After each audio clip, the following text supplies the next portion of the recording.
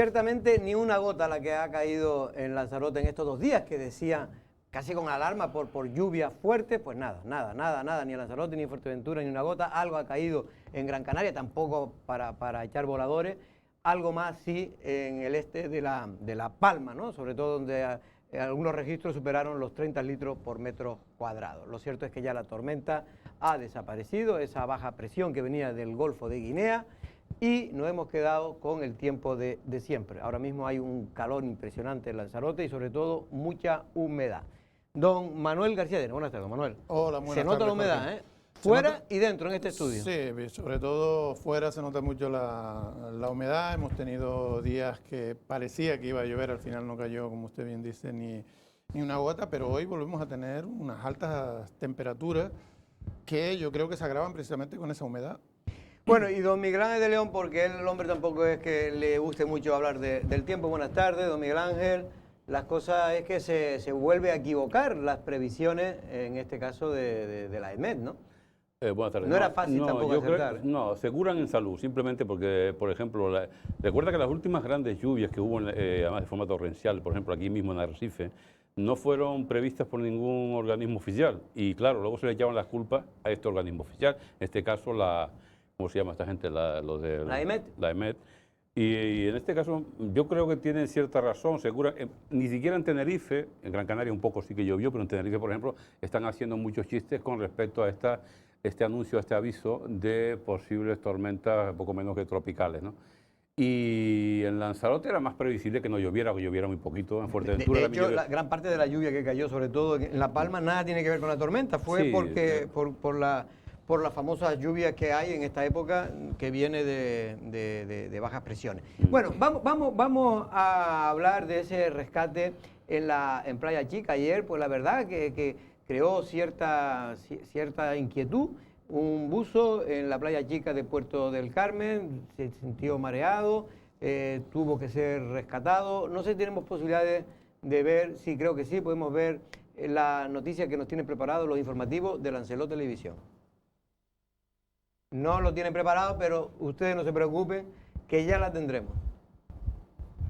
Estos hombres que ven son 2 miembros de la empresa Paracraft, que se dedica al ocio marítimo en la zona de la Playa Chica y el Mollito de Puerto del Carmen. Pero ayer se puede decir que fueron héroes, ya que intervinieron en un rescate express de un submarinista a 100 metros del muelle. En poco más de un minuto localizaron al buzo, lo subieron a esta Zodiac y le realizaron unas maniobras de reanimación y lo pusieron a disposición de un médico, que sin duda le ha dado una segunda vida al citado submarinista. El propio Salvador nos cuenta lo sucedido.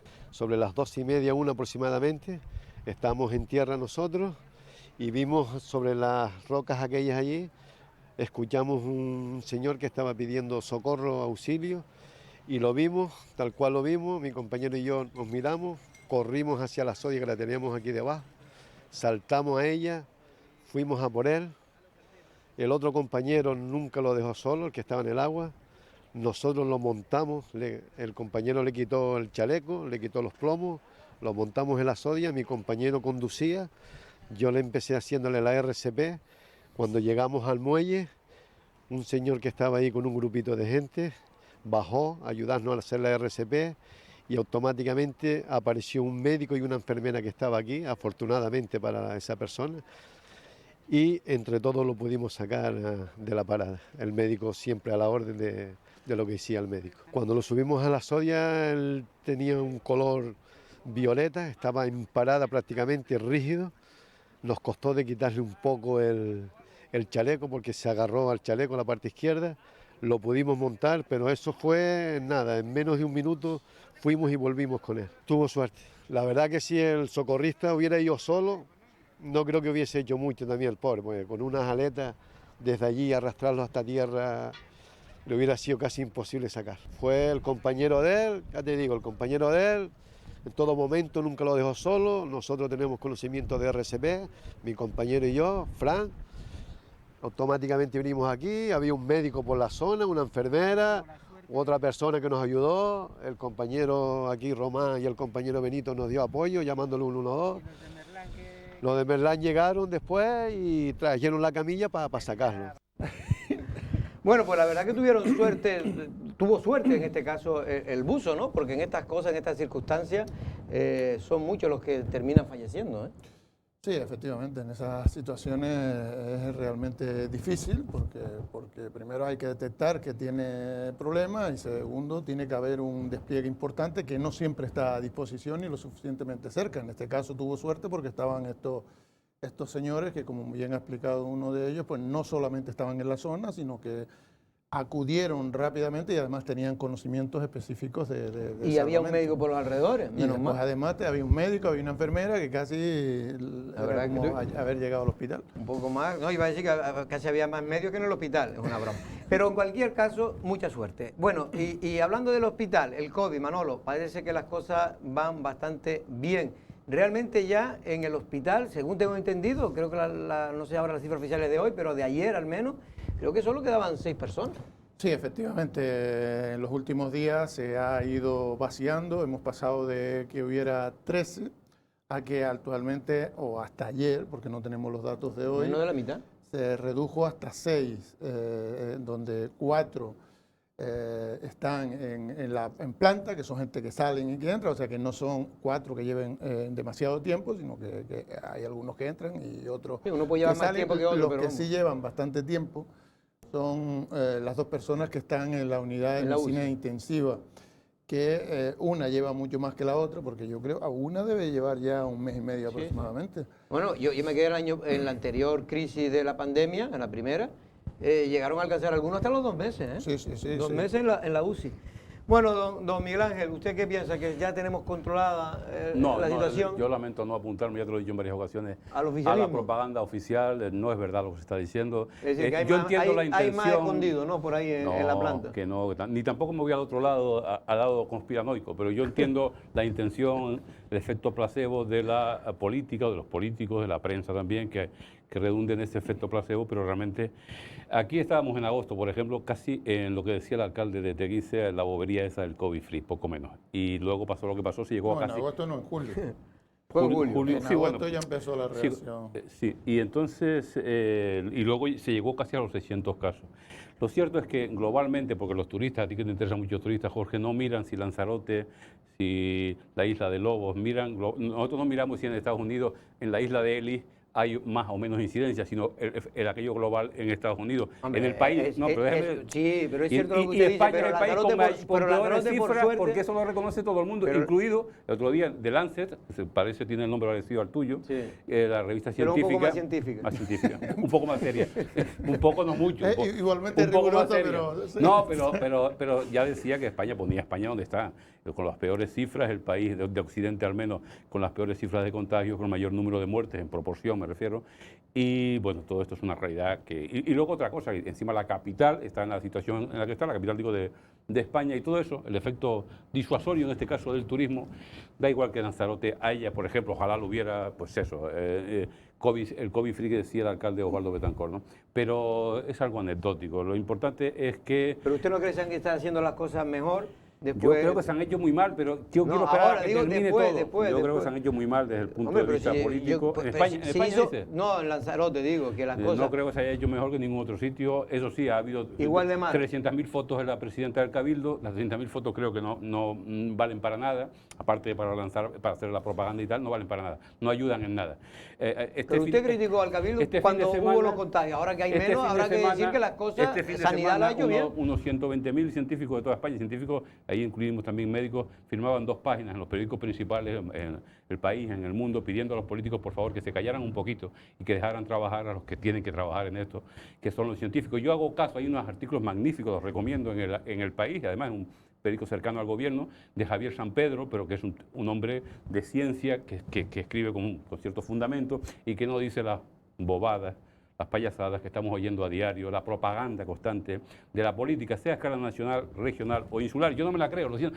Quizá porque soy refractario en general Bueno. a la publicidad y no puedo... El que lo haya entendido, yo no sé si está a Bueno, favor, allá cada cual. en contra, pero en cualquier caso, Allá cada cual. él lo único que está en contra es de los políticos. No, Hombre, yo nada. entendiendo en cierta medida el planteamiento que hace Miguel Ángel de que evidentemente el nombre de España suena mucho más que el nombre de Lanzarote, hombre, de claro. Lanzarote. Y de Canarias. Eso está claro, pero sí es verdad que nosotros tenemos una singularidad Hay una especial, ventaja. que es nuestra dependencia del turismo. Hay un enorme conocimiento de nuestra realidad en Europa, que son nuestros países o los países de los que nos vienen los turistas, y también eso se ha ido fraccionando. O sea, ya se ve, Canarias, por ejemplo, se ha visto a lo largo de este proceso como una cosa distinta que el territorio peninsular. Es importante la imagen que nosotros seamos capaces de crear al margen del daño colateral que nos puede hacer la situación de Madrid, que es donde hay un conflicto político y donde hay un contagio exacerbado, porque por lo visto no se han encontrado las teclas suficientes para poner en control la pandemia. Pero no tiene nada que ver, y yo creo que lo sabe Europa, lo saben nuestros países emisores, con la realidad de Canarias. Nosotros tuvimos un momento agudo a mediados de agosto que coincide con la llegada de turistas, tanto españoles como extranjeros, y que coincide también con la falta de vigilancia por parte de nuestros políticos. Yo creo que en esa etapa... Y también una conducta, yo creo que también en esta disoluta de la... Sí, pero yo creo que ahí, si nos atenemos a que el ciudadano es el que marca la pauta, el político claro. Entonces no es valorable. Sí, pero porque la política que tiene que hacer el político es precisamente transmitir y controlar y convencer a los ciudadanos. Pero que ¿dónde va la política? Efectivamente, yo estoy de acuerdo que el 90%, pero también hay una parte también por parte de responsabilidad de los propios ciudadanos. Pero bueno, en cualquier caso, vamos a ir cambiando de tema, porque este tema está claro que Canarias, como bien dijo Manolo, estuvimos en unos índices bastante importantes de contagio, sobre todo en los finales de agosto, principios de septiembre. Oiga, y por suerte lo hemos rebajado, estamos ahora por debajo de los 50 casos por 100.000 habitantes, y estos son ya cifras muy positivas. Borrachos en el charco, pues parece... ¿Por qué se ríe usted? No, es que están aumentando la gente que se emborracha en el charco y vienen gente y nos están llamando. Bueno, gente que por lo visto está en ese mundo marginal que existe en Lanzarote, que muchos de ellos estaban precisamente en el famoso albergue del Cabildo por el tema del COVID, pero que ahora denuncian que muchos de ellos no se sabe... ¿No será que le explicaron mal los hidrogel? Lo cierto es que se están quejando vecinos de la zona. Ayer precisamente esto ocurría allí, en la zona de la trasera de la Atlántida, para entenderlo, porque pues, bueno, estaba el pobre vomitando, hay gente que orina, en fin, y estamos hablando de una zona muy céntrica de Arrecife, ¿no? Una zona, yo diría que hasta turística, es casi la única zona turística vendible que tiene hoy Arrecife, ¿no? Junto con el reducto, pocas cosas más, y el parque y tal. El parque no es el que está aquí en el Gran Hotel, sino el parque viejo, ¿no? Bueno, en cualquier caso, lo hemos sacado para que el Ayuntamiento de Arrecife piden los vecinos que se tome algún tipo de medida, vigilancia. Hombre, si se trata de botellones, sí que puede actuar, si no es que se emborrachan en los bares, porque realmente los bares no pueden. Venden alcohol. Pero sí que ya tienen un horario concreto. No, pero pero es por lo visto en horario permitido, porque sí, pero eso por la mañana y están hasta por la noche. Esto es que están desde por la mañana, cuando salen de sus casas o de los albergues, y bueno, pues no tienen otra cosa que hacer, pues se ponen ahí, ¿no? Ahí vemos vómitos, vemos... En fin, situaciones lamentables en una ciudad que no se merece estar así. Estamos hablando de zona, no es, en fin, que ninguno debería estar así, pero... Hay muchas quejas en redes sociales, por ejemplo, también en el mismo corazón de Arrecife, junto con estas denuncias. Esto es en el mismo charco, ¿eh? Bueno, y a toda la hora el parque Simón, la zona del parque, las calles aledañas al parque Simón Bolívar, que también es el corazón de Arrecife, y hay muchísimas quejas también de personas, de vecinos, que, bueno, se arman escandaleras por la... En el fondo... ¿A qué se reduce todo? A la escasa vigilancia policial. Igual que lo de San Francisco Javier. Y también a un problema que se está agravando, que es el problema social también, de que cada vez hay más gente que viene, hombre, estos son más o menos todos con problemas, si no psíquicos graves, pero vamos, con problemas sobre todo con las drogas, ¿no? La mayor parte. Precisamente hablando de problemas psíquicos, el psiquiatra Julio Santiago estuvo ayer en la entrevista del día de Andrés Martinón y se le preguntó qué consecuencia está teniendo el COVID en todas estas personas que tienen problemas, ¿no? Que tienen problemas. No sé si podemos ver un pequeño resumen y lo comentamos. Vamos a verlo. Aprovechamos ayer la visita del psiquiatra Julio Santiago a la entrevista del día para hablar sobre las consecuencias psicológicas de lo que ha sido la pandemia, sobre todo lo que fue la parte más dura, el confinamiento. Para este veterano especialista, la ansiedad ha sido la gran afección psíquica durante los días de cuarentena, cevándose entre otros en colectivos vulnerables como mayores, personas con necesidad de tratamientos o incluso niños. Aumentar los niveles de ansiedad, algunas de nuestras enfermedades, de nuestros enfermos, se descompensan. Y los que no, muchas de las personas que no estaban diagnosticados de ningún trastorno ni de ninguna enfermedad mental, pero sobre todo personas que pertenecen a colectivos vulnerables, ancianos, niños, adolescentes, no sé, ven que al aumentar los niveles de ansiedad notan síntomas producidos por la ansiedad, pero que ellos interpretan como que ¿será que ya tengo el virus? Sobre los mayores, Julio Santiago habló de 3 tipos diferenciados: los que aceptan con normalidad la enfermedad, los que sienten miedo por lo que les puede afectar y los que están en residencia. Pero lo malo es que ahora todas las personas mayores no se sienten seguros porque ven que esta enfermedad sobre todo les afecta a ellos. Entonces, ese segundo grupo de personas mayores se asustan y viven con un miedo y con una ansiedad terrible, terrible. Por último, hay un tercer grupo de personas mayores que son los que están en residencia. Mucho peor todavía. Porque los que están en residencia, al escuchar las noticias, al escuchar lo que ha pasado y lo que está pasando en otras residencias, entonces se sienten totalmente desprotegidos. Tienen la sensación de que han sido abandonados. Y no me gusta utilizar palabras como excesivamente radicales, pero sinceramente en muchos casos ha sido así. Julio Santiago recordó que este sábado 10 de octubre se celebra el Día Mundial de la Salud Mental, una jornada que estará marcada por las medidas de seguridad, por lo que los actos y actividades serán realizadas a través de los medios de comunicación y de las redes sociales.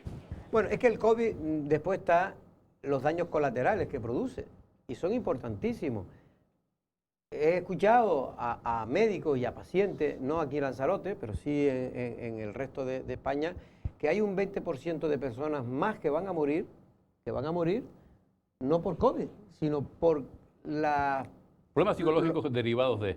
Primero de los problemas psicológicos, no, y los problemas que gente que ya tenían problemas y que no pueden ser tratados con el detenimiento y la atención necesaria. Y hay un 20% de personas que van a morir más, eso lo leía, creo que era en El País el fin de semana.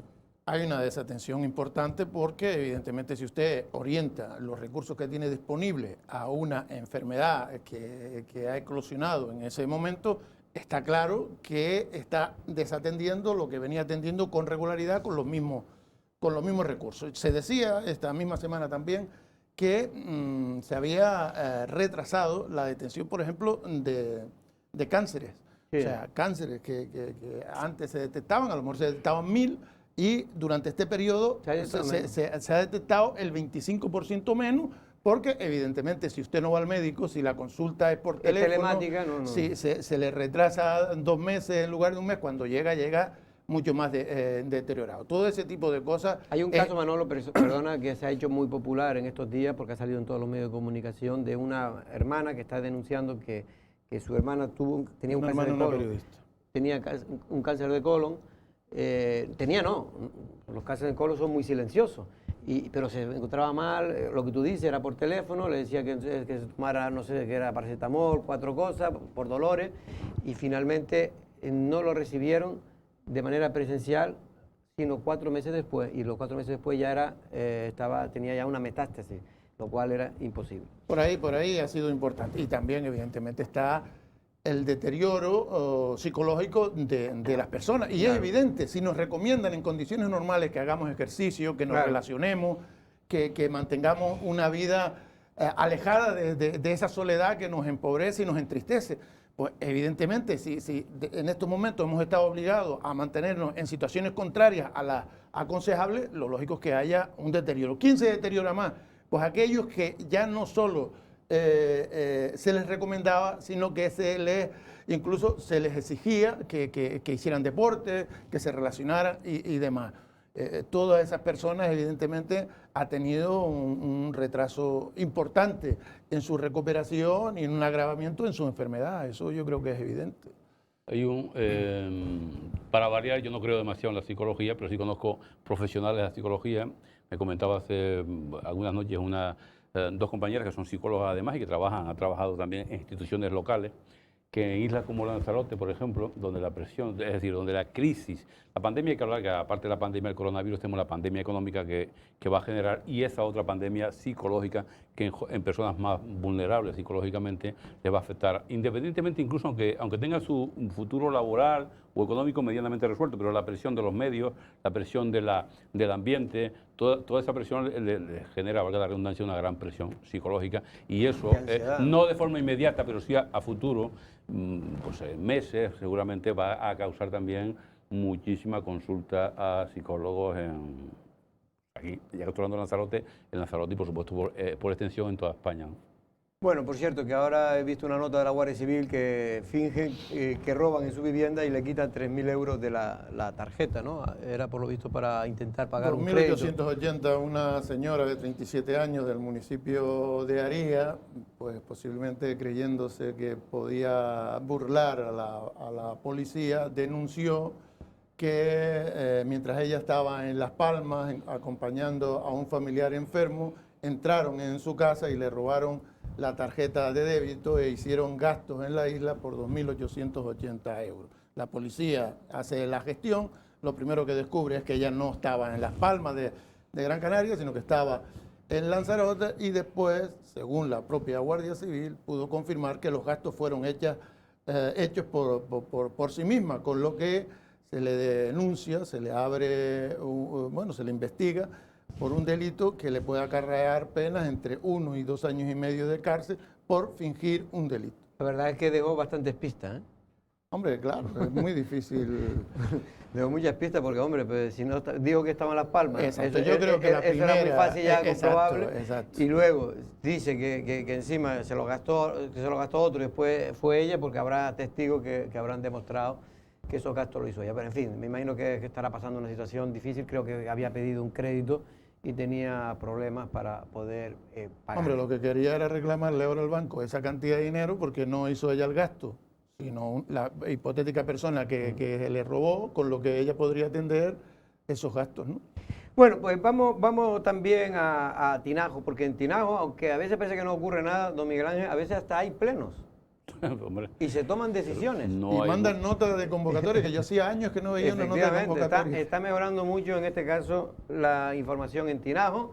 Y el alcalde, a una moción que presentaba, en este caso el Partido Renovador de Antonio Morales, nunca mejor dicho, de Antonio Morales, dice que en fin, le pedía al señor Jesús Machín que por favor el ayuntamiento hiciera un esfuerzo extraordinario para ayudar en general no solo ya a los ciudadanos, sino también a la actividad económica del municipio, a pequeños empresarios, pequeños bares, restaurantes, rebajándole los impuestos, las tasas, en fin, esas cositas que siempre desde la oposición se pide, pero que casi nunca se consigue. Jesús Machín decía que cómo, Antonio, van a dar ellos dinero a nadie si están ellos pidiendo. El alcalde de Tinajo señaló hoy en el pleno ordinario que el ayuntamiento difícilmente puede activar ayudas o rebajas de impuestos o tasas a los pequeños negocios del municipio, como solicitaba la oposición en una moción presentada por el Partido Renovador de Antonio Morales. Machín señaló que por desgracia es imposible por los recortes que ha sufrido del gobierno de Canarias y de los centros turísticos. El 54% repercute una cantidad importantísima para el ayuntamiento. Aparte de eso, tenemos el gran problema de los centros turísticos. Solo hemos cobrado 100 y poco mil euros, si me lo recuerdo de memoria, del primer trimestre, cuando cobrábamos 700.000 euros de los centros turísticos. Con la gestión que están haciendo, yo me quedo súper sorprendido, pero bueno, si tiene beneficios, mejor es. Él sabe que los ayuntamientos como Tinajo y Aría cobramos el 5% de beneficio y 60 céntimos de cada entrada, ¿vale? Los recortes al ayuntamiento de Tinajo se aproximan a 2 millones de euros más o menos. El alcalde señaló que con los gastos corrientes y de personal que están en torno a 6 millones de euros anuales de un presupuesto de 7.500.000, poco se puede hacer. Echó en cara al gobierno de Canarias las promesas para ayudar a los ayuntamientos para poder cumplir con los protocolos del COVID-19 en los colegios y que de momento no han recibido nada. Conserje o gente para limpieza en un colegio, que hoy la gente añora todo eso, pues no lo tenemos. El gobierno se había comprometido con nosotros, con los alcaldes, Me lo dijo personalmente el presidente del gobierno y no creo que el hombre tenga mala intención, porque le conozco. Y Ángel Víctor me dice, mira, hay 10 millones de euros para que se dárselos para que puedan contratar gente para limpiar los colegios. ¿Sabe lo que hemos tenido que hacer? Comprar nosotros, poner nosotros el personal para limpiar los colegios, que lo tenía que poner el gobierno.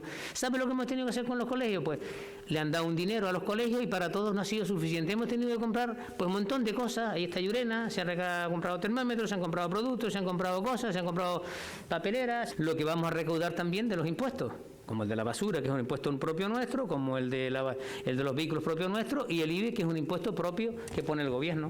Pues son unos recortes muy grandes. Por lo tanto, a mí me parece, yo les pediría a la oposición cuando vengan, hagan propuestas, que digan de dónde sacan el dinero, no sacan el dinero, y de dónde lo sacan, sabiendo lo que recorta el gobierno, de dónde lo saca y cómo lo vamos a gastar. Porque hay una nómina, saben que tenemos el 50 y algo por ciento, de 51%, si me recuerdo, de nómina de personal, saben que tenemos gasto corriente, pues se monta todo eso, se monta entre gasto corriente y nómina, estamos hablando que se montan 5 millones y pico, 5 millones y medio, cerca de los 6 millones de euros, y mira, ahí nos faltan 2, y el presupuesto real, sabe usted que el presupuesto real son 7 y algo. Encima, pues no sabemos lo que va a pasar con el gobierno central, no sabemos. Hasta ahora, también tengo que decirlo, el gobierno central no nos ha recortado.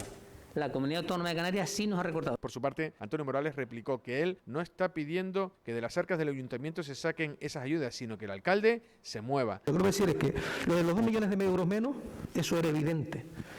Eso era evidente. Bueno, me refiero por las noticias, ¿no? Que uno lee lo que dice el gobierno de España y demás. Conclusión, nosotros no planteamos que estas medidas sean propias y recursos del ayuntamiento, porque sabemos que solo no va a poder tirar para adelante. Lo que planteamos es que se haga un frente común con quien corresponda, y no solo usted, la FECAN, porque lo de la FECAN sabemos cómo funciona, y es un buen órgano, pero hay parlamentarios, hay consejeros, hay no sé quién, que oye, que habrá que hacer un frente común, porque temo mucho, ojalá que me equivoque, pero usted lo sabrá mejor que yo, de que posiblemente dentro de 3, 4 o 5 meses vamos a estar, ustedes más que están gobernando, con una situación más preocupante que la que tenemos hoy, ¿no? Y por eso hacemos esta medida. Ahora, no solo que la suma el ayuntamiento, por eso no ponemos ni un duro, porque no sabemos los recursos económicos. Ahora, que se trabaje con quien corresponda, parlamentarios que seamos, sea de la fuerza política que sea, el cabildo, el gobierno. El alcalde de Tinajo terminó diciendo que ojalá el ayuntamiento pudiera ayudar como se merecen los ciudadanos y negocios del municipio, pero no hay dinero por los recortes del gobierno de Canarias y de los centros turísticos. Machín puso el ejemplo de que mientras Tinajo recibía unos 700.000 euros anuales en concepto de canon de los centros turísticos, ahora habrá un recorte que podría estar cercano a los 400.000 euros. Bueno, es verdad que la oposición, oiga, pues tiene que hacer ese tipo de gestos, intentar, porque es que poco más pueden hacer. La oposición, y más en pueblos y en municipios tan pequeños, es que poco pueden hacer si no hacen ese tipo de cosas. Pero también tiene razón don Jesús Machín.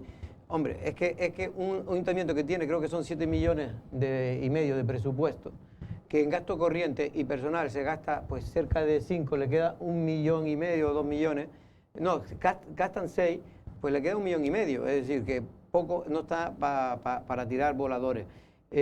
Hoy también el Partido Popular, la oposición, el Partido Popular está en Teguise, por cierto. Teguise, sí. Bueno, pues presentó la oposición presentó, hombre, una moción para que el alcalde también haga un gesto con las pequeñas empresas, en fin, con la gente que lo está pasando mal económicamente en ese municipio. Y está bien que el Partido Popular pida esas cosas en Teguise, pero debería también pedírselo al Cabildo de Lanzarote, que tiene más dinero y que gobierna en el Cabildo, ¿no? Porque a veces que esas contradicciones la gente, está bien, hay que hacerlo, yo si fuera concejal seguramente lo haría, pero en la oposición digo, pero realmente tienen poco recorrido. Jorge, pero déjame decir una cosa, a ver. Esto es muy de políticos en los equipos de gobierno. Había un antiguo dirigente que fue alto dirigente, no quiero decir el nombre, porque luego estuvo imputado en casos de corrupción y tal, y no quiero nombrarlo, y ya está fuera de la actividad política, pero estuvo en Arrecife, estuvo en el Cabildo, y siempre que estaba en el gobierno decía que se cargaba cualquier argumento, cualquier crítica a la oposición, diciendo, claro, la oposición está en su papel, ¿qué va a decir la oposición? Tiene que decir eso. No, eso es cargarse el propio sistema democrático, es como decir que cualquier cosa que se haga, cualquier crítica que se haga al poder, lo hace la oposición porque está en su papel de hacerlo. A mí eso no me vale. En el caso de Tinajo, sin entrar ahora en quién lleva más razón, si el alcalde, si en este caso Antonio Morales, aquello de que no hay peor cuña que el mismo palo, a mí en este caso me parece además perfecto que la persona que está ejerciendo la oposición o liderando la oposición conozca de lleno, porque estuvo en su momento con ese mismo partido, junto a ese mismo alcalde, y conoce los intrínculos de cómo se maneja o cómo se hacen las cosas en este ayuntamiento. Si nos cargamos ese papel de la oposición y decimos que es que se opone porque tiene que hacerlo, porque está en su papel, nos cargamos los democracia. La oposición tiene que controlarse. Yo lo que estoy diciendo es que este tipo de emociones... No digo que eso no se exagere, evidentemente. No que se exagere, es que digo que muchas veces poco más pueden hacer la oposición que... Yo lo que creo que la oposición debe saber conjugar entre apostar por meter en un brete al que gobierna o solucionar los problemas del ciudadano. Usted puede meter en un brete al que gobierna cuando lo pone en una situación irresoluble.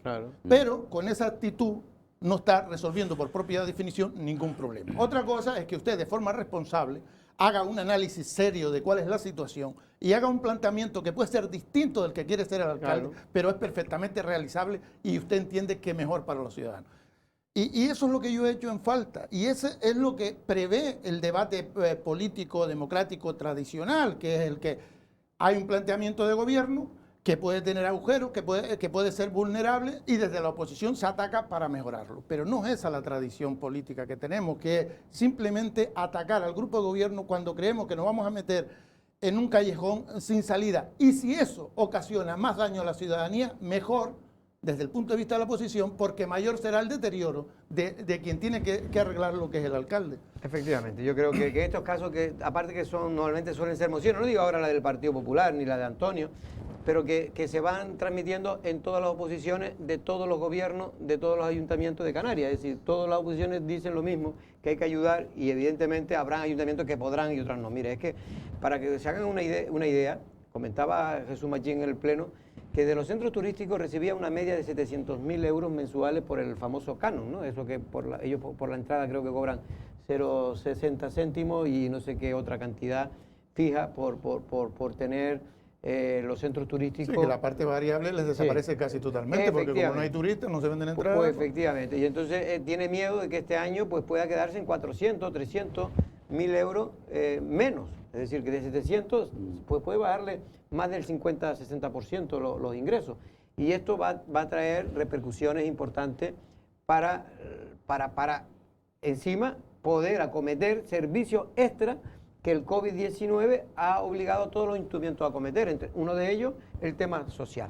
Pero bueno, en cualquier caso es importante que se eche una mano. Ahora vamos a emitir una entrevista, Manolo, que ayer se realizó a Dolores Corujo. Hemos tenido un compromiso esta empresa para ver si cada mes por lo menos la presidenta del Cabildo pues hacemos un repaso de todas las acciones que ha cometido el grupo de gobierno y también noticias de actualidad. Es verdad que Dolores Corujo, bueno, es una mujer que se le hace una pregunta y ya contesta toda la entrevista, pero la verdad que en esta nos dejó más chance, dejó intervenir, se interrumpió. Y yo creo que es bastante interesante. No sé si podemos, bueno, es mejor no verla ya directamente, pero en cualquier caso a Manolo se le preguntó sobre los ERTE, si en esta nueva situación, si empeora la circunstancia, si va a poner a parte de los trabajadores de los centros turísticos en ERTE, y ha dicho que no, que las empresas, que las instituciones están para salvar empleo, no para destruir. Habló también sobre el tema del trabajador que trabajó 25 años gratis para la Fundación César Manrique. Ahí pues hizo, en fin, intentó dar a entender que esto es una obsesión que tiene Coalición Canaria con la Fundación César Manrique y justificó que en cualquier caso que ella no entraba a valorar porque no le correspondía, porque no era su época. Coalición Canaria con la que el PSOE no gobernó. Nada más que en las dos últimas, en esos 10 años que creo que estuvo, 8 o 10 años que tuvo Pedro Sánchez, el PSOE debió estar como 7, 8 o 9, no recuerdo exactamente, como pero mínimo. Es que el trabajador estuvo 25. Claro, casi más de 15 estuvo el PSOE gobernando de una otra manera. Pero es que además no es verdad que ella no tenga nada que ver en el asunto, porque cuando se liquida el asunto, cuando hay que darle una respuesta a eso, es ella la presidenta. O sea, cuando ese trabajador tiene incluso su finiquito como, bueno, que se jubila como trabajador del Cabildo, encima se le da un premio que dicen que es de alrededor de 30.000 euros y demás, eso todo que lo no hace, se la ha pagado, dice ella que no se la había pagado todo. pero si se le reconoce, el pago lo de menos. O sea, hay que diferenciar entre gasto y pago. Cuando usted hace el gasto, el pago ya es un derecho al que usted le hizo el gasto. En ese caso yo creo que no se está siendo sincero, como no ha sido sincero ninguno de los políticos que ha pasado por el Cabildo, eso es cierto. Y lo que habría que analizar en su contexto, yo creo, es el aceptar que no se puede actuar así. Yo creo que ese sería el primer paso. Mira, aquí se actuaba de forma errónea, la fundación se merecería o no a un trabajador, pero lo que no se merece ni la fundación ni el cabildo es tener en una situación de esta irregularidad a un trabajador. Imagínese usted que le hubiese pasado algo a ese trabajador allí. Pues, ¿cómo se hubiese podido responder si no estaba autorizado que estuviera allí? Yéndonos ya a situaciones. ¿Cómo es posible que por parte de trabajo no se investigue cómo puede tener la fundación un trabajador durante 25 años sin relación contractual ninguna con él? Pues son cosas que yo creo que hay que analizarlas desde la seriedad y sin pleitos de si es más amigo mío o menos amigo suyo. Pero es que si no denunciamos ciertas cosas, ¿con qué poder podemos ir después a denunciar otras? Lo cierto es que la propia Inspección de Trabajo, como sabe, ha multado al Cabildo, ha sancionado al Cabildo con 25.000 euros, si no me equivoco, por entender que fue un acto irregular el que un trabajador del Cabildo pudiera trabajar para otra institución sin ningún tipo de acuerdo que lo permitiese. En cualquier caso, don Recurso lo que viene a decir es que, sin entrar en este caso concreto, la Fundación se merece eso y mucho más. Don Manuel, nos tenemos que ir porque ahora, precisamente cuando después de la publicidad, don Miguel Ángel, buenas tardes. La próxima semana. Viene la entrevista de Dolores Corujo, una entrevista que creo que vale la pena escuchar. Buenas tardes.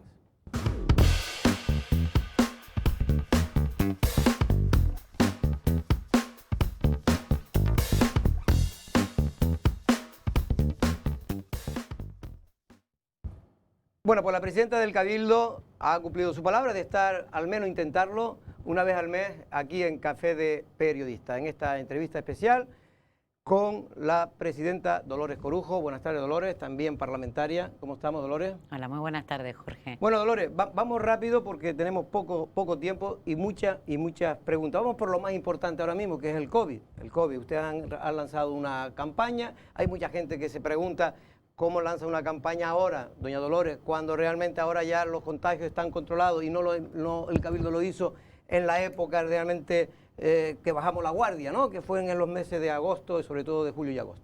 Bueno, no hemos dejado de hacer realmente campaña, pero ahora lo importante precisamente era evitar la relajación por parte de la ciudadanía en la isla.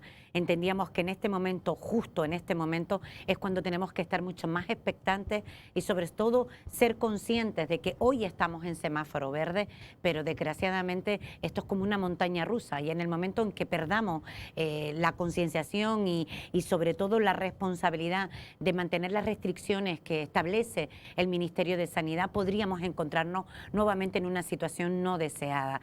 Quiero decirle, y aprovecho este momento, sí, Jorge, para felicitar a toda la ciudadanía en Lanzarote en general, pero me vas a permitir que de forma muy particular a los ciudadanos, a los vecinos y vecinas de Valterra y de Titerroy, que en un momento determinado sé que se ejerció, porque nuestra responsabilidad es siempre dar la información con transparencia y el único objetivo que ha tenido el gobierno ha sido garantizar la salud de nuestros ciudadanos y ciudadanas.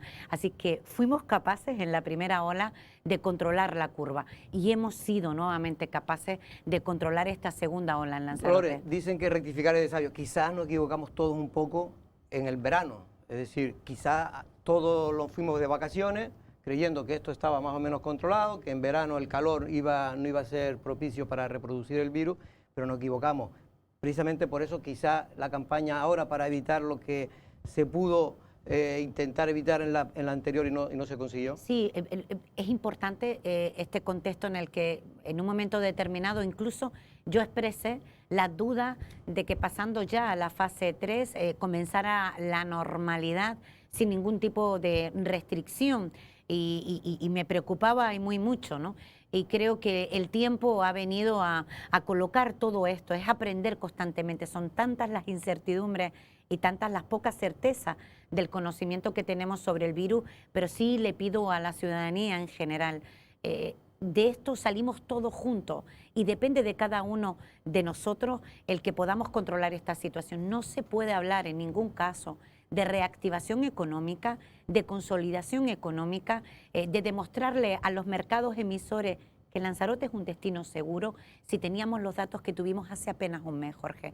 Hace apenas un mes Lanzarote estaba por encima de los datos de la Comunidad de Madrid, con casi llegamos a Arrecife, 600, creo, ¿no? porcentualmente, pero claro, ellos te pintan la isla y eso desde luego es un perjuicio enorme desde el punto de vista económico, sin duda, pero también desde el punto de vista sanitario. Precisamente la pandemia yo creo que está controlada ahora mismo en Lanzarote, aunque eso puede ocurrir que mañana de nuevo no tengamos malos datos, pero en cualquier caso parece que están las cosas mejor. El sector turístico está pidiendo señas por agua o agua por seña, que no sé ahora cómo se dice, agua por seña, agua por seña, y en este caso porque están intentando los que han abierto, los que han confiado en levantar el sistema económico de la isla, pero lo cierto es que se han dado de bruces porque ahora mismo Dolores, Corujo, la isla de Lanzarote está prácticamente en cero turístico, realmente están en un 8-10% de ocupación media, los hoteles, pocos hoteles que están abiertos. Efectivamente, está Lanzarote, está España, está Europa, está el mundo. Era muy importante el objetivo que nos habíamos marcado con los agentes sociales y económicos en las distintas reuniones que hemos mantenido. Y siempre les dije que lo más importante para nosotros en aquel momento, y ahora por supuesto, era controlar la curva, porque si no controlas la curva tú no puedes ser un destino seguro. Hemos defendido los corredores seguros y creo que es la única posibilidad en la que Lanzarote está haciendo un trabajo, espero que nos salga bien. Pero usted siempre ha apostado por los corredores seguros, ha apostado, incluso el presidente del gobierno de Canarias en el mes de junio, julio, hablaba de que efectivamente se iba a luchar para que se instalaran los corredores seguros en Canarias, en los aeropuertos, los famosos T. Pero lo cierto es que ya el empresariado turístico que ha estado con usted, la ha estado apoyando también, porque considera que en estos tiempos hay que apoyar a la autoridad, pero ven que no están cumpliendo. El gobierno de Canarias no está cumpliendo, Dolores. Sí, usted es su mismo partido. Es muy importante esto, porque no, perdona que discrepe, pero es importante, de verdad, dar la información de cómo funcionan las cosas. Ojalá fuese el presidente del gobierno de Canarias, ojalá tuviese esa capacidad el presidente del gobierno de España, ojalá tuviera la capacidad la presidenta del Cabildo de Lanzarote para establecer no solo corredores seguros, sino los PCRs en origen y en destino. A todos los ciudadanos que nos estén escuchando es muy importante conocer cómo se mueve la movilidad turística, pero cuál es el marco jurídico en el que nos movemos. Pero ¿por qué no se puede instalar? Dígale usted a los ciudadanos, ¿por qué no se puede instalar esos corredores seguros? Lo intento, vale. lo intento.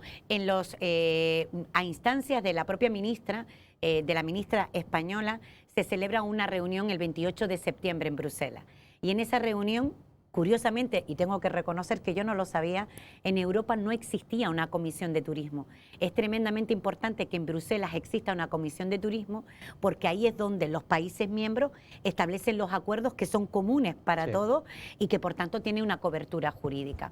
Alemania y Reino Unido se han opuesto frontalmente, ya lo había hecho Francia, en tener PCRs en sus países de origen. Comenzó Alemania a hacerlo y entendía que por las razones que ellos expresaron en su momento no eran necesarios, y en esa reunión se alcanzó un acuerdo que yo creo, a mi juicio, que no se ha puesto en valor lo suficiente, y es que por primera vez ya no existen restricciones, ya no te impiden colocar los PCRs en origen. Esa es una oportunidad, Jorge, un cambio absolutamente cualitativo. ¿Ya se podrían colocar? Ya se podrían colocar y además ya esos países no te lo impiden, porque ¿de qué me vale a mí tener PCRs en destino? Que por supuesto hay que tenerlo y que los cabildos estamos dispuestos a invertir y a colaborar junto con el sector económico de cada una de nuestras islas, pero ¿para qué los tengo yo aquí en destino si no soy capaz de controlarlo en origen? Entonces este acuerdo, que es un protocolo consensuado y que se validará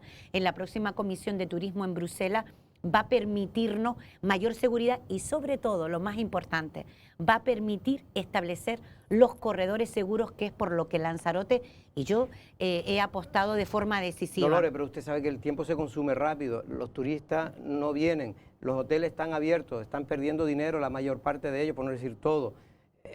Hay una fecha, se sabe más o menos, cosa de 10 días, 15 días, todavía se puede salvar a lo mejor de aquella manera la campaña de otoño-invierno. Debemos centrarnos en un objetivo, y es salvar parte de la campaña de invierno. Pero es muy importante esto. Reino Unido en este momento tiene brotes muy importantes. Nuestro principal mercado está en una situación muy delicada desde el punto de vista de la pandemia, de la crisis del COVID. También Francia y también Alemania. Fíjate que acabamos de escuchar que en Francia y en Nueva York también han cerrado ya colegios, han cerrado la restauración, en fin, quiero decir... Aunque está muy por debajo todavía esas ciudades que estás nombrando, por debajo de Madrid. Por eso, sí, necesitamos, por tanto, curiosamente la primera ola y la segunda siempre ha tenido mayor incidencia, mayor impacto en nuestro país, especialmente en Madrid, y luego se va trasladando al conjunto de los países. Pero es tremendamente importante para nosotros, y yo creo que para Canarias, pero yo voy a defender a mi isla, es corredores seguros, en destinos seguros que nos permitan que las personas que nos visiten tengan un test previo y aquí en destino hacer nosotros lo que corresponda. Cuando salgan. Evitaríamos las cuarentenas, evitaríamos... Y también poner en valor... ¿Y es partidario de hacerlo también a los que vienen de la península? Porque también en la península tenemos un problema. Bueno, es que también hay que mandarle un mensaje a la ciudadanía. En la transmisión de la crisis sanitaria del COVID en Lanzarote ha sido transmisión local, fundamentalmente regional y luego en segundo lugar peninsular. Pero en ningún caso ha sido por el turismo internacional. Lo digo porque muchas veces la gente se asusta. Eso es bueno que lo diga y se preocupa. Como y autoridad, es importante. porque lo hemos dicho en muchas personas, porque lo han dicho los técnicos, no porque nosotros lo sepamos, lo han dicho los técnicos y efectivamente, pero es bueno que lo diga la presidenta del Cabildo.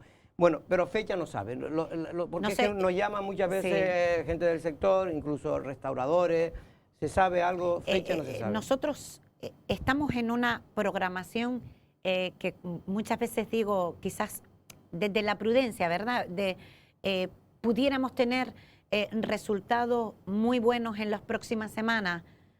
Sí, quizás para nuestra isla la que más, pero yo no me puedo aventurar en un camino que sabes que tiene muchísimos obstáculos porque no depende de ti, no depende de tu país, depende de otros países, pero que tenga la gente la completa seguridad, que somos tremendamente conscientes que vivimos única y exclusivamente del turismo, que durante demasiados años cuando se hablaba de diversificación económica para nuestra tierra no se hizo nada y que hay que cuidar nuestra principal industria.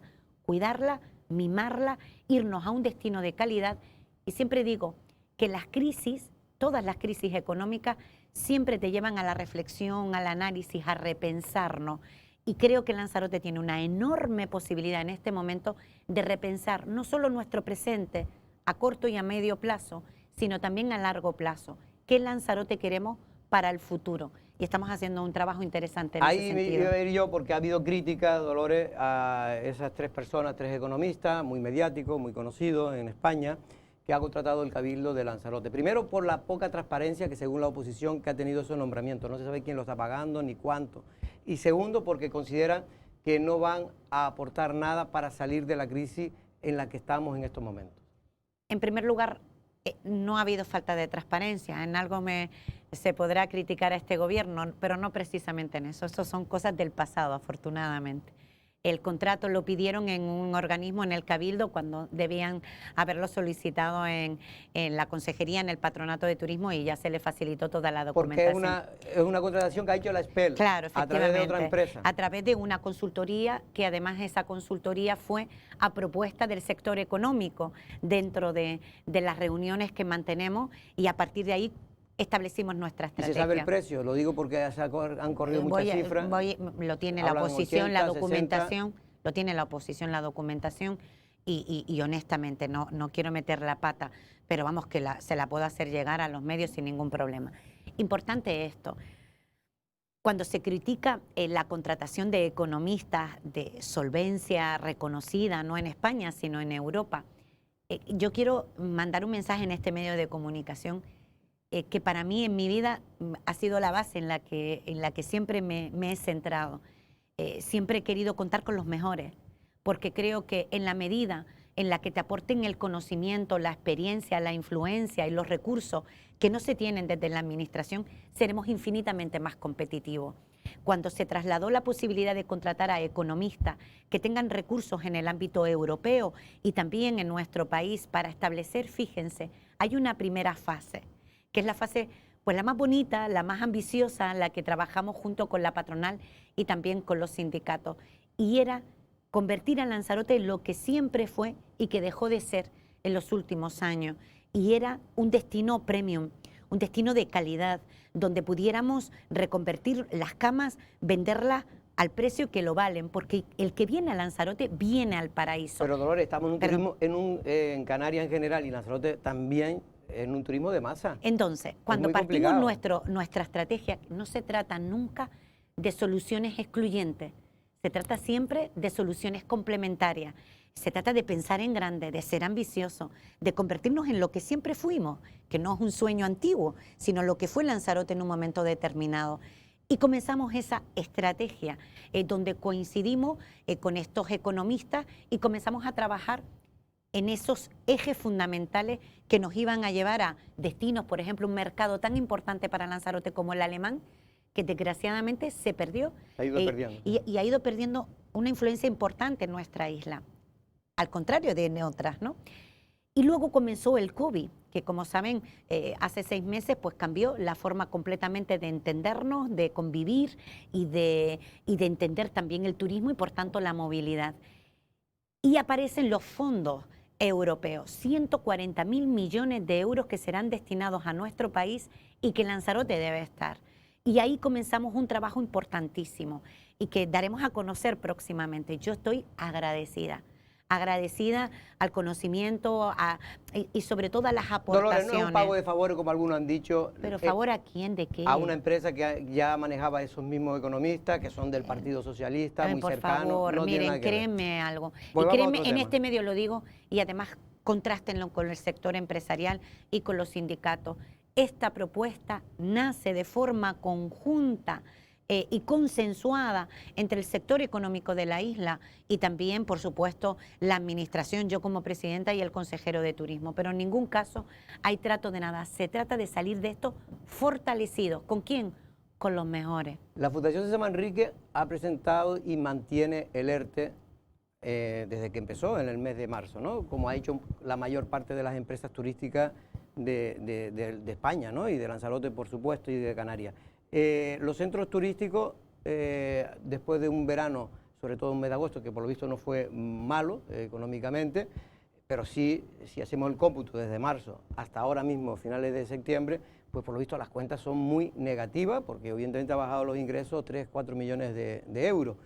¿Se ha planteado la presidenta la posibilidad de estudiar, si no toda la plantilla, reducir la plantilla, para adaptarse al momento turístico que se vive hoy en Lanzarote? Mire, y realizar ERTE o disminución de plantilla donde haga falta? Bueno, en primer lugar, en los momentos de crisis, la administración lo que hace es proteger, nunca desproteger, ni a los trabajadores, ni al sector económico, ni a los agentes sociales. Pero ERTE no es una forma de proteger, es que es una fórmula que ha hecho el propio gobierno socialista. Yo lo ha propuesto y la han vendido como una gran panacea para la crisis económica. La mejor solución, y ahora hablamos de cómo se resolvió la anterior crisis, cuando generó tanta desigualdad y tanta destrucción de empleo, y cómo se puede abordar las crisis de forma distinta, protegiendo a la gente, protegiendo en definitiva a las familias y a los trabajadores. Y eso es lo que ha hecho me refiero a la Fundación César Manrique cuando aplica un ERTE, es una fundación que usted sabe que tiene un rasgo muy progresista y de izquierda. ¿No está protegiendo a sus trabajadores, doña Dolores? Voy a continuar. Primero, es una fundación privada que además establece los mecanismos como los hoteles o como museos, cualquier actividades que se han podido acoger a esta modalidad. La importancia del dato. ¿Qué hemos demostrado durante este tiempo, en los peores momentos de una crisis sanitaria que lleva aparejada una crisis económica? Que ha habido buena gestión, que se ha garantizado los empleos, que no ha sido necesario establecer mecanismos de ERTE, que además hemos tenido unas cuentas que están en positivo. Y me dirá, el milagro, ¿no?, del consejero delegado de los centros. No hay milagro, le voy a decir con sinceridad, y los datos están ahí, son incontestables. No es un milagro, es buena gestión. ¿Y sabe cómo? Es muy fácil. Mire, donde se compraba... Había beneficio en ahorrar gastos. Bien, pues continúo. Pero no en qué gastos? ingresar. ¿Pero en qué gastos? ¿En qué gastos? ¿Cómo estaba la situación de la empresa pública cuando la acogimos? Aparte del incremento del personal, que incrementó de forma significativa, más de 100 y pico personas más en la temporada previa a las elecciones. Desgraciadamente esto tristemente ha funcionado así en este cabildo. 300 y pico, creo recordar. Creo que son. A lo que vamos. Miren, la gestión de los centros se ha venido demostrando cuando por ejemplo, el Museo de la Vergüenza, donde se ponían esculturas de los amigos, costó más de 1 millón de euros. ¿Quién lo pagaba? Cuando se hablaba del Smart Island, cuando se hablaban de actividades que nada tenían que ver con el objeto de los centros. Sí, pero yo tengo que... Mi obligación es plantearlo, porque creo que es justo decirlo. Fíjense, el Museo Arqueológico, que costó 1,5 millones de euros, que luego llevamos 5 millones invirtiendo y la casa se va a caer y que nunca jamás será museo, porque no lo contempla ni el plan general, ni lo contempla tampoco los criterios técnicos para que fuese un museo arqueológico. Estamos hablando de 1.000 millones de pesetas invertidos en la nada. ¿Qué quiero decirle? Mire, cuando a mí el consejero delegado me decía... Una compra que también apoyó su partido, porque cuando se gobernaba con Pedro Sánchez. No, es importante porque me pronuncié públicamente, nadie creo que todo el mundo recuerda, las dificultades que tuve en ese gobierno, en ese momento que tuvimos que además salirnos del gobierno por esta y multitud de razones más que venían encaminadas a un despropósito, como se ha venido demostrando. Pero fíjese, centros turísticos se compraban, porque solamente se compraban a determinadas empresas. A hoy todo el mundo puede participar en los centros. Se compraba a lo mejor no, tal cual. Un pollo costaba 5 euros y ahora cuesta 3. Se compraba el pescado que costaba 10 euros porque nadie lo quería filetear, ¿no? Para que viniera fileteado. Y ahora, no quiero decir, Dolores, las agencias de viaje... La política de ese retrovisor, que le llaman algunos, que es mirar para atrás cuando uno gobierna, para ver lo que hizo el otro, está bien. Usted ha tenido ya 1 año. Ya ha denunciado todo lo que usted considera que Coalición Canaria y los grupos de gobierno que participaron con Coalición Canaria lo hicieron mal. Pero yo lo que quiero preguntarle, y una cosa que se pregunta la ciudadanía, si esto sigue mal, ¿alguna vez el Cabildo se puede plantear la posibilidad de reducir plantilla para evitar la ruina de los centros turísticos? Bien. Si siguiéramos mal. Bien, miren, lo más importante, no se trata de mirar para el pasado reciente, porque yo llevo 1 año y 2 meses. No, se trata de contar la verdad. Y ustedes han hablado del milagro del consejero delegado. Y yo tengo la obligación de informar dónde está el milagro, que no es tal. Se llama eficacia, honestidad y transparencia en la gestión. Dolores, luego usted me dice... Yo creo que ningún empresario privado o ninguna empresa pública va a mirar más el dinero que una empresa privada. Y cada vez que uno le pregunta a un restaurador que vive del turismo lo que está ocurriendo en el Cabildo, en los centros turísticos, pues, se sonríen porque saben que lo lógico era pedir un ERTE como ha hecho del resto. No, yo a ese sector empresarial que le dicen y le sonríen, que no es el mismo entonces que se reúne conmigo, porque nos han felicitado en la gestión, es muy sencillo. Habían determinadas agencias... Dice que han obtenido beneficios. Habían determinadas... Es que se obtuvo frente a los datos anteriores. Habían hablado de agencias de viaje que solo 3 tenían un beneficio, un beneficio para contratar solo 3 en los centros turísticos con una reducción de un 20%. Hay tantas cosas que mejorar. Hemos actualizado las tarifas. Quiero decir, ha habido una buena gestión. Usted me dice, la solución está en la destrucción del empleo en la administración pública. Yo lo que digo es que si, como hacen todas las empresas que viven del turismo, si usted hubiera exigido a su consejero delegado que hiciera un ERTE en su día, no a toda la plantilla, sino a lo que fuera necesario, pues a lo mejor no hubiéramos ahorrado un dinero que hubiera sido importante para la propia empresa. Bien, es pública, importante mirar. Va a llegar a final de año va a llegar yo sé que hay un interés, con la lengua. Yo sé que hay mucho interés en un sector determinado, de un partido determinado, como es Coalición Canaria, en que se hiciera un ERTE. Quiero decirle algo, el Tribunal Supremo ya se pronunció. En las empresas públicas no se pueden hacer ERTE. Eso es importante, que lo tengamos muy presente. Hay empresas públicas que se han hecho. No, pero que están, pero bueno, que marcada por el Partido Socialista. Pero que sean, no. Es que tenemos que conocer, no, porque había una administración concursal. Es que cada cosa, yo sé que cuando se dice, fíjese, en el uso de la palabra en Barcelona, la empresa Tibidabo, también tiene un alto componente. Mire, los centros turísticos son trabajadores públicos. Cuando se crea la empresa pública de los centros, se hace un acuerdo en el Pleno, que lo he hecho público. De verdad, dejen de perseguir a la gente, Dolores, a los trabajadores y a la familia. Es que no van tienen el apoyo, del gobierno lo tienen. El sector económico, los sindicatos, los trabajadores públicos, en los momentos de dificultad, La administración está para proteger, nunca para desproteger ni para generar mayor desigualdad y mayor pobreza en nuestra isla. Bueno, y esa es una forma de Es entender. la forma que tienen ustedes de entender. Hay gente que considera que hay trabajadores de primera y trabajadores de segunda, porque el resto de la clase de trabajadores que le estará escuchando, doña Dolores, dirá, ¿y nosotros por qué no Ahora estamos le desprotegidos? voy a mandar un mensaje a esos trabajadores. Miren, lo tengo claro. Cuando yo hablo del cambio de modelo de Lanzarote, cuando yo hablo de una Lanzarote premium, de una Lanzarote de destino de calidad, hablo precisamente de eso. No puede ocurrir lo que ha venido ocurriendo en los últimos años, donde han venido millones de visitantes. ¿Y saben lo que cobraban nuestros trabajadores en el sector turístico? No llegaban ni a 1.200 euros, mientras otros miraban hacia otro lado. Y eso no se puede permitir. Por eso fuimos la comunidad autónoma que más nos vimos beneficiados del incremento del salario mínimo interprofesional. Por eso Canarias tiene una pobreza estructural que representa casi el 30% de personas que viven en situación de exclusión social o de riesgo de pobreza. Ese es el modelo en el que desde luego esta presidenta no quiere para nada seguir apostando en él. Quiero que vengan turistas, que dejen dinero y que sea un turismo de calidad, que permita y repercuta directamente en el salario del trabajador. Eso es defender a la clase obrera, eso es defender al 90% de nuestra población. Dolores, y ahí siempre me encontrarán. Se nos acaba el tiempo, me gustaría hacerle un par de preguntas. Hablando antes de la fundación, que yo sé que a usted no le gusta mucho hablar de la fundación. No, yo lo que nada quiero más cuando que... es cosas buenas, digo. No, que hay obsesiones. Porque en este caso, Dolores, lo cierto es que hay una pregunta de la oposición, creo que es de Coalición Canaria, que pregunta por qué, en este caso, el trabajador que estuvo 25 años, Dolores Corujo, 25 años trabajando de manera gratuita para la Fundación César Manrique, se le indemniza, obviamente me imagino que él habrá pedido sus derechos por su trabajo, pero se le da 30.000 euros de indemnización y ahora, en este caso, la Inspección de Trabajo ha multado, ha sancionado por infracción laboral al Cabildo de Lanzarote por considerar que era una situación anómala. Bueno, primero hay varias cosas.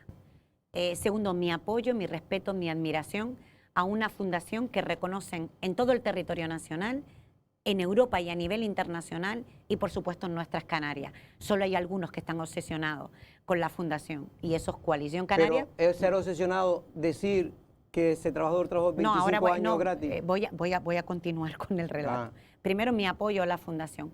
Ayer, hoy y siempre. Y mi profundo respeto y admiración por el enorme trabajo que han hecho en cuanto a la cultura, al arte, al desarrollo sostenible y a defender a su isla como destino. Siempre digo que si no estuvieran ellos, si no hubiera existido César Manrique y si no hubiera habido un partido como el mío, ¿en qué situación estaría esta isla? Con muchas dificultades y con mucho nivel de sufrimiento. Segunda cuestión. Este trabajador de los centros, este trabajador del Cabildo Insular de Lanzarote, como bien dice, ha habido una sesión por parte del Cabildo a la Fundación hace 25 años, no recuerdo el tiempo, pero entenderá que yo llevo un año y nada, ¿no? Es decir, que no digo yo que en 10 años... pero quiero contextualizar. Usted no tiene culpa ninguna porque usted se encontró una situación sobrevenida, está claro. Entonces, pero quiero hablar sobre la propuesta del convenio colectivo que existe en el Cabildo y del si tiene derecho un trabajador o no. Lo cierto es que tiene derecho en aquellos años en los que haya trabajado. Por tanto, efectivamente. Por tanto, es erróneo. Yo creo que le han dado la información equivocada, el hecho de que se le haya firmado una propuesta de resolución sobre el cómputo de los años que no ha trabajado para el Cabildo. No es cierto, no se le ha pagado ese dinero del que usted ha dicho. No se ha pagado, hasta donde yo sé, se ha hecho, esto es un tema, fíjese, y se lo digo con sinceridad, fíjese si es un tema interno del Departamento de Recursos Humanos, de un procedimiento rutinario, que ellos mismos detectan que había habido no por esto ni había entrado Coalición Canaria en esto, entienden que ha habido un cálculo erróneo que han, pues yo no sé si ya lo tienen ya recalculado, pero desde luego no es una cuestión en absoluto política, no, pero es importante.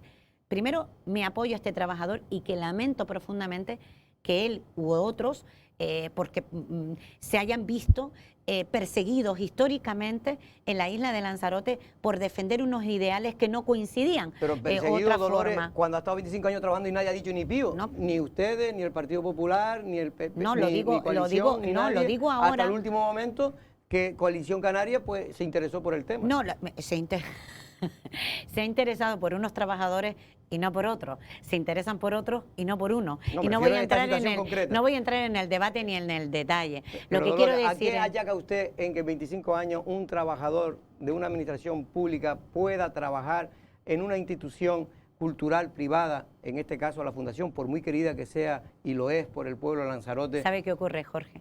Pero que, no nadie haya dicho nada. Mira, es que esto primero... hay una omertá hubo una amnesia, supongo, selectiva por parte de Coalición Canaria cuando gobierna durante 10 años. Pero voy a continuar con este discurso.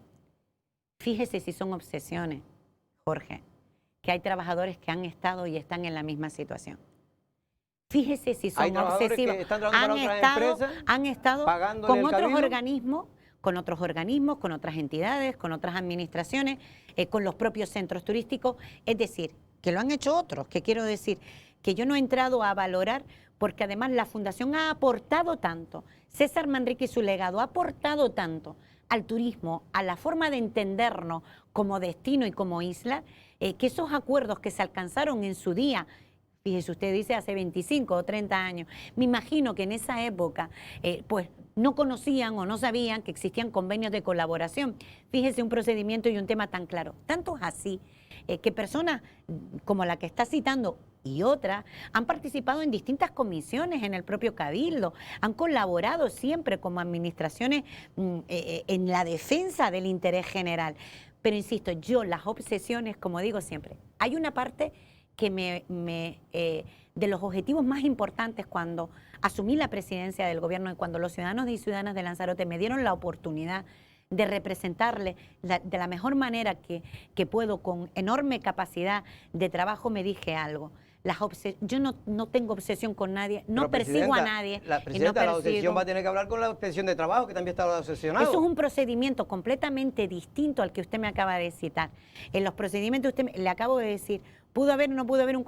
No tengo ni idea. Lo que yo sé es que llego a la presidencia del Cabildo, se establece todo con todos los procedimientos que establece la ley, la norma y los convenios colectivos, y que las obsesiones de uno frente a otro la tienen que resolver en otro ámbito, pero no en el político. Dolores, en cualquier caso, hay opiniones para todos los gustos en este tema. Hay gente que considera que, sí, precisamente porque era la Fundación César Manrique, por cosas que usted ha dicho, y otras por no hubo un valentía por nadie para simplemente regularizar la situación que se mantuvo en el tiempo de manera irregular. Y yo mi pregunta y ya está, si aquí no hay más nada. Es que nadie entra, sino este despertar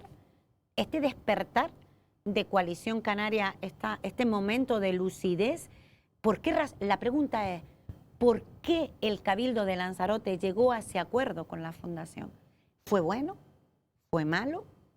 ¿Era inapropiado?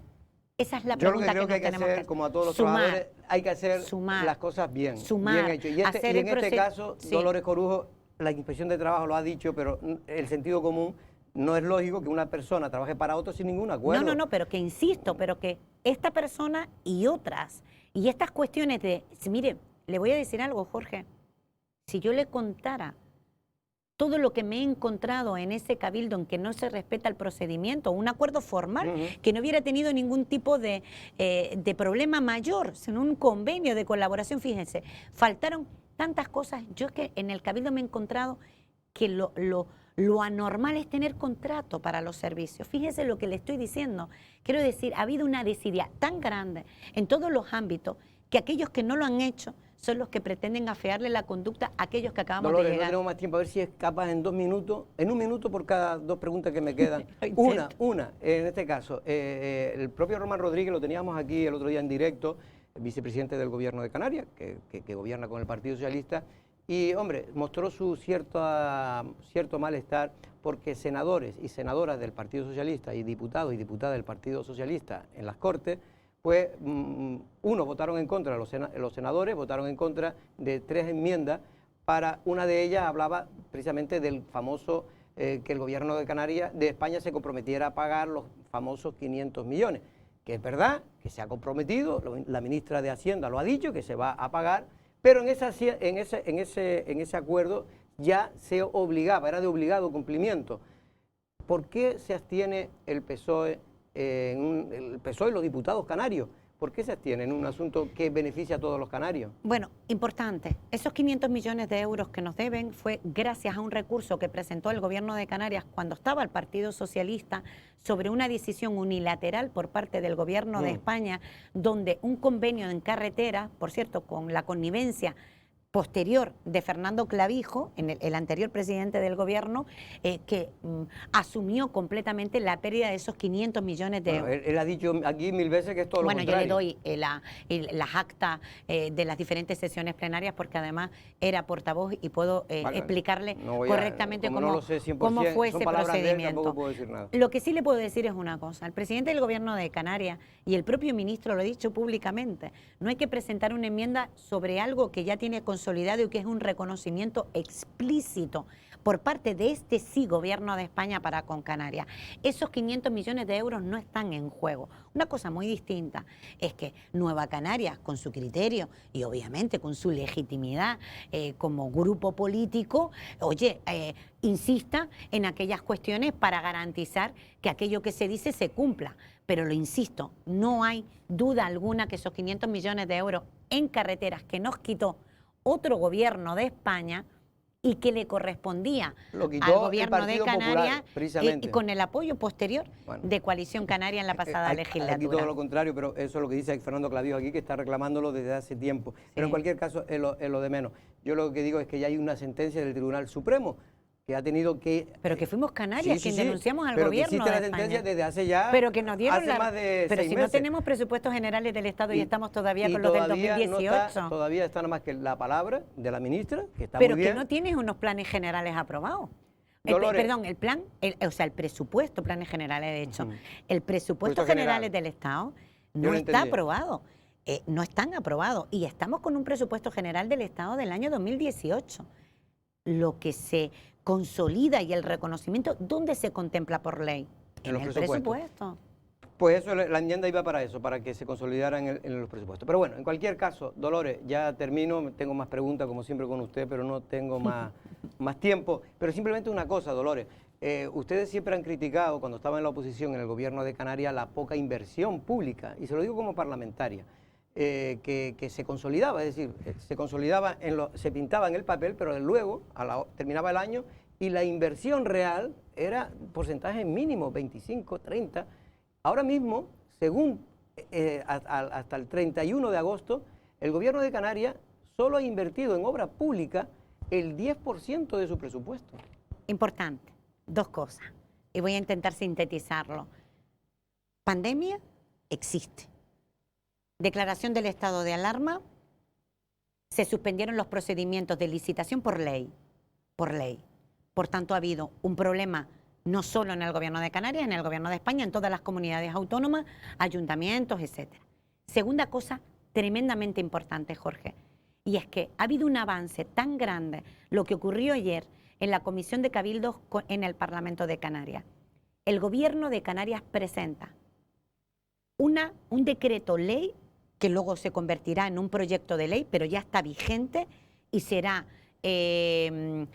aprobado definitivamente en el pleno de mañana a las 5 de la tarde, donde va a existir la simplificación administrativa de la siguiente forma. Esto sí que es ambicioso, como le decía al consejero, determinado y valiente. Va a permitir que cualquier persona que quiera invertir con una declaración responsable pueda hacerlo.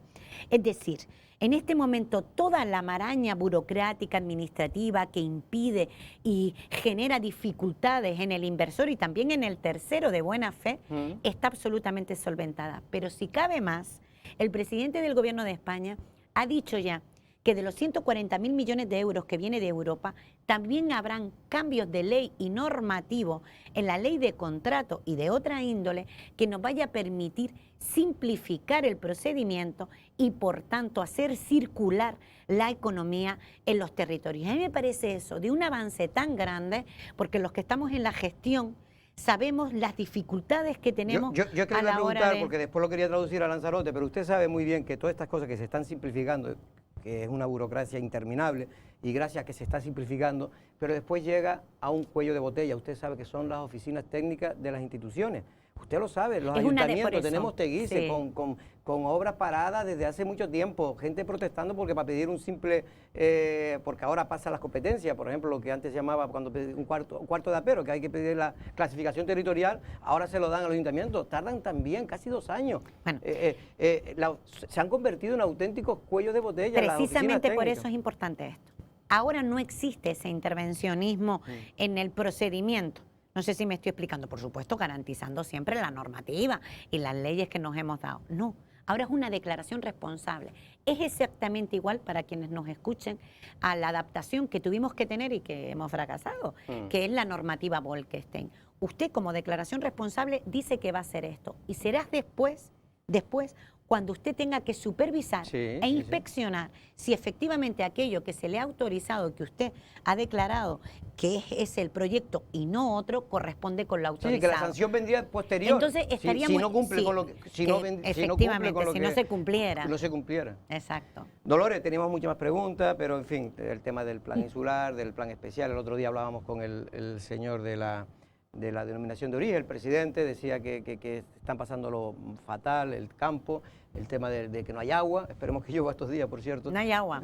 Y cuando algunos, que me da tanta lástima y me da mucha pena por el sector primario, los mercadillos. Los mercadillos, que no se les apoya. Es que lo triste es que nosotros estamos con el eje norte, que tenemos el compromiso del gobierno de Canarias para ejecutar esa obra tan necesaria para el sector primario porque no tienen agua. Y desgraciadamente tenemos dificultades y muy serias con la empresa que gestiona el ciclo integral del agua. Por cierto, ese rumor de que usted va a acabar antes de terminar el año con Canal Gestión es imposible, no hay tiempo. Aquí no hay amenazas de nada. No, digo porque considera que no está cumpliendo. Lo que hay que hacer es ser riguroso, cumplir los pliegos de condiciones y aquello que establece por norma que tenga que hacerlo, hacerlo. Lo que no puede ocurrir es que el sector turístico tenga problemas en cuanto al abastecimiento, lo que no puede ocurrir es que San Bartolomé y Tinajo todavía se les corte el agua potable, lo que no puede ocurrir es que el sector primario tenga agua hoy, mañana no, pasado sí